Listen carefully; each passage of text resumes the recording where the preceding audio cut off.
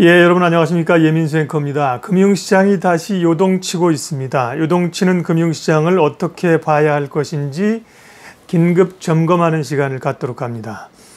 예, 일단 뭔가 느낌 자체는 상당히 좋지 않죠. 여러 정황들이 늘 이렇게 대형 사고가 터질 때마다 전염병이라든지 폭발이라든지 이런 사건이 번져납니다. 그러면서 정말 다시 세계가 대금융위기로 가는 것이 아닌가라는 불안감들도 조금 증폭이 되는데요. 분석을 좀 해보죠. 그런 얘기들은 추후에 좀 해볼 거고요.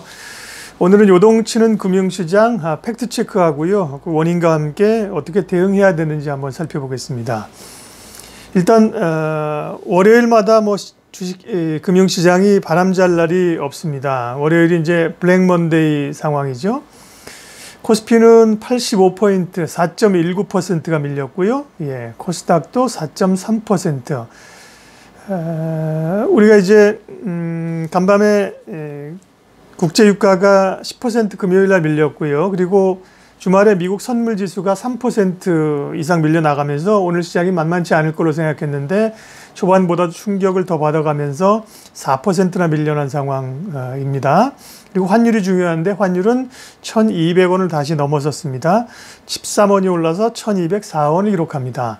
환율은 어디서 집계하느냐에 따라서 조금 차이가 있을 수 있습니다. 제가 보는 지표로는 1,204원을 기록하고 있고요. 글로벌 금융시장을 한번 CNBC를 통해서 더 살펴보도록 하겠습니다. 어제 미국 시장 주말 사이에 빠졌던 건 우리가 알고 있는 상황이고요. 이게 주로 이제 선물 시장에서 불안감들을 가지고 왔던 거지요. 그리고 예, 오늘 그 아시아 시장에서 일본은 무려 니케이는 5%가 하락했습니다. 중국 상해도 3% 하락했고요. 홍콩도 3.75%, 우리 코스피가 4.19%가 하락한 상황이죠. 유가가 변동성을 크게 줬는데요. 금요일 날 10%가 하락한 데 이어서 지금 선물시장에서는 무려 유가가 27%가 폭락을 하고 있는 상황입니다. 30달러까지 밀려버린 상황이죠. 채권은 미국 10년물이 0.45%를 기록했습니다. 정말 기록적인 수준입니다. 0.45%라는 게 우리가 사실은 2018년 그 당시만 하더라도 미국 10년물 금리가 3% 위쪽에 3%를 넘어섰거든요. 그러면서 금리가 좀 올라갈 거에 대한 불안감들을 가졌었는데 지금은 사상 최저 금리 수준으로 0.45%라는 10년물 금리가 우리를 보고 있습니다. 정말 몇 년 사이에 끔찍한 변화들이 변동성이 엄청나게 크게 나타나고 있는 상황입니다. 그러면 이 같은 금융시장의 변동성을 가져온 요인은 무엇인가? 그 전에 뉴스들을 좀 보면요. 뉴스들도 살벌합니다. 매일경제 보면 오늘 신문인데 코스피 42% 폭락 1950대로 후퇴했다. 외국인이 1조 3천억 원어치를 팔아치워서 역대 최대라는 거고요. 유가 폭락의 걸프 산유국들의 증시와 주가가 급락 출발해서 쿠웨이트는 거래가 정지됐다는 얘기, 살벌한 얘기 많이 나오고 있죠. 예, 그런 얘기가 있고 한국경제신문도 이제 블랙 먼데이 얘기를 하고 있고요. 오늘 아침에 매일경제의 일면에 이 기사가 나와서 불안감들을 증폭시켰는데 케네스 로고프 하버드대 경제학과 교수가 중국이 지금의 코로나 사태 때문에 제로 성장할 가능성이 있고 사상 초유의 리세션이 올 것이다. 그러면서 이번 경기 침체는 수요와 공급이 동시에 오는 충격으로 인해서 1970년대 오일 쇼크와 비슷한 충격이 올 수 있다. 그러면서 상당한 경기 침체가 올 걸로 예상을 했습니다. 한마디로 살벌한 얘기들 천지인데요. 근본 원인은 역시 코로나19 사태이지요. 중국에서 발생을 했고 홍콩으로 확산이 됐고 일본, 한국으로 퍼지면서 이게 적어도 아시아의 일인 줄만 알았는데 글로벌 시장에서 볼 땐 말이죠. 이란 또 이탈리아 사태가 갑니다. 게다가 무엇보다도 미국 전역으로 이게 확산되고 있다는 게 큰 글로벌 시장의 불안입니다. 미국의 주요 주들은 뭐 뉴욕까지 해서 비상사태를 선포한 상황입니다. 게다가 3월 3일 날 미국이 전격적으로 50bp 금리 인하를 했습니다. 이게 금융시장을 안정시키는 역할을 하지 못하고 오히려 금융시장의 불안을 증폭시키는 요인들을 하지 않았습니까? 상황이 그렇게 나쁘단 말인가라고 시장에서는 해석을 하면서 주가의 변동성을 키운 거고요. 또 지금 나오는 얘기는 앞서 뭐 로고프 교수나 분석 얘기들이 통화정책만으로는 이번 위기를 탈출하기 어렵다. 통화정책은 결국 수요를 불러일으키는 정책인데 이번에 충격은 공급 충격이고 공급망이 훼손됐기 때문에 공급과 수요가 동시에 왔기 때문에 금리를 내린다고 해서 경기 침체를 벗어날 수 있겠냐라는 그런 얘기들이 오가는 얘기입니다. 어쨌든 뭐 주변 상황은 굉장히 어지럽고 시장은 요동치고 있고 투자자들의 불안감은 증폭되고 있는 상황입니다. 제 생각을 좀 정리를 해보겠습니다. 일단은 시장이 공포감이 좀 지나치다는 생각입니다. 다들 이제 불안감이 확산되는 국면이고요. 물론 이제 미국 내에서 코로나가 조금 더 확산이 되겠습니다만은 사실은 중국이 그러면 그게 이제 전 국민들에게 퍼지는 그런 사태로 갔느냐? 그렇지 않거든요. 중국도 사실은 한두 달 지나면서 고점을 지났고요. 일본이나 우리 상황도 사실은 고점을 좀 지나고 있습니다. 다만 이제 미국에서 좀 퍼지고 있는 상황들인데 이게 소위 뭐 정말 팬데믹으로 해서 완전히 세계 경제를 가라앉히는 요인이 아직까지 물론 어떻게 될지 모르지만 아직까지는 확인이 안 된 거 아닙니까? 일단은 공포감이 좀 지나치다는 생각이 들고요. 연준이 또 추가적으로 금리를 내리겠죠.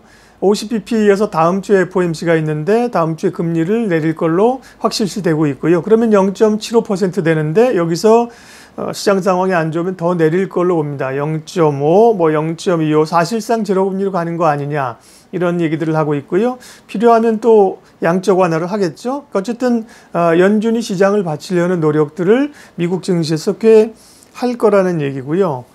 또 이게 충격이 이번에 이제 공급 사이드에서 온 충격이기 때문에 뭐 가늠하기 어렵다. 중국이 뭐 제로 성장으로까지 간다고 하는데 뭐 아직 확인 안 된 거죠. 뭐 말로는 사실 그렇지만 사실 중국이 한 5.5, 6% 성장해서 한 4.5, 5, 뭐 조금 더 하면 3% 성장까지도 밀릴 수 있다는 얘기는 있지만 중국이 제로 성장으로 간다 그걸로 그렇게 보기에는 지나친 면이 있지 않습니까? 뭐 제목은 항상 뉴스에서는 헤드라인을 자극적으로 달기 때문에요.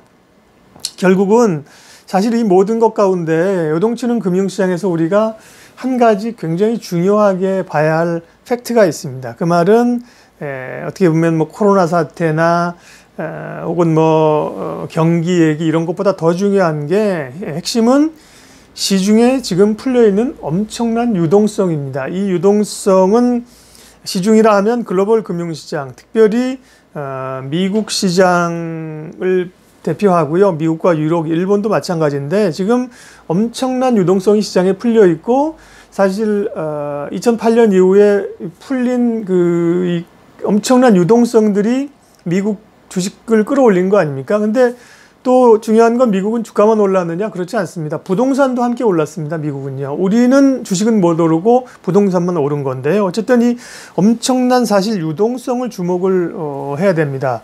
프레드 페이지에서 제가 자료를 좀 보다가요. 이 자료가 있는데요.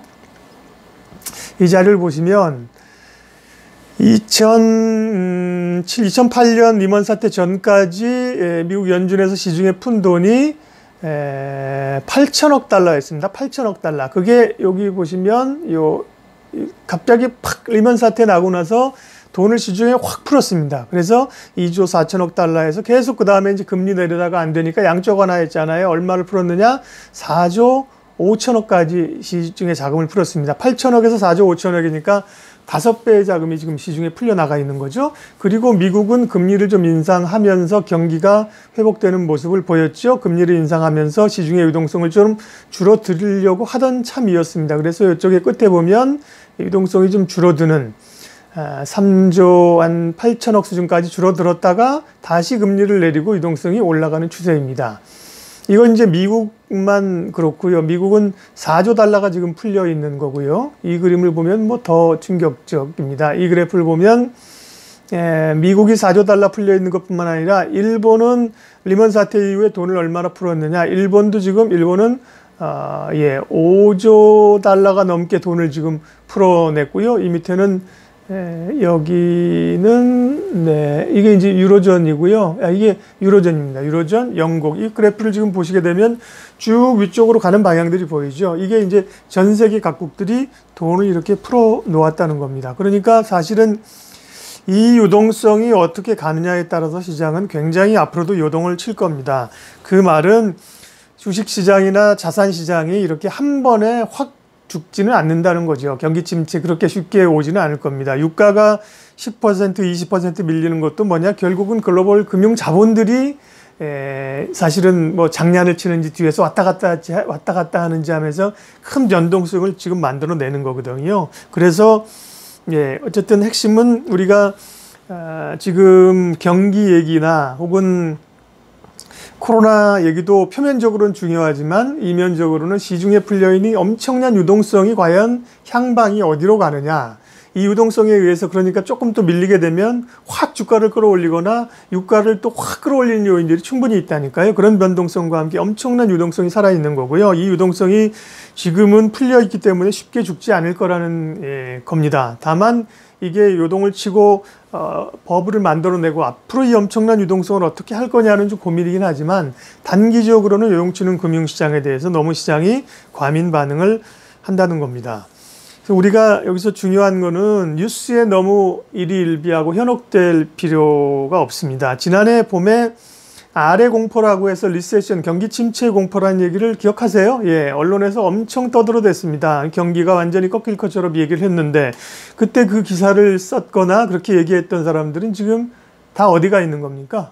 그때 기사를 찾아보시면 공포감이 지금보다 훨씬 더 심했습니다. 그러니까 언론에서는 앞서 뭐 로거프 교수의 글도 그렇고 뭐 사상 초유의 리세션, 뭐 자극적으로 봐야 되는 거니까요. 뭐 대폭락, 거래 중단, 패닉 이런 얘기를 막 써대고 있는 거죠. 이런 거에 너무 현혹되지 말고 과연 시장의 핵심 키포인트는 무엇이고 누가 시장을 움직이고 있는 것인가, 그리고 우리가 역사에서 배우려는 노력들을 해야 됩니다. 뉴스는 책임지지 않습니다. 얘기해놓고요. 저도 기자 생활했지만 뭐 너무 기사들이 자극적으로만 쓰고 뭔가 좀 정말 분석을 하고 역사를 통해서 얘기하려고 하지 않기 때문에요. 너무 자극적입니다.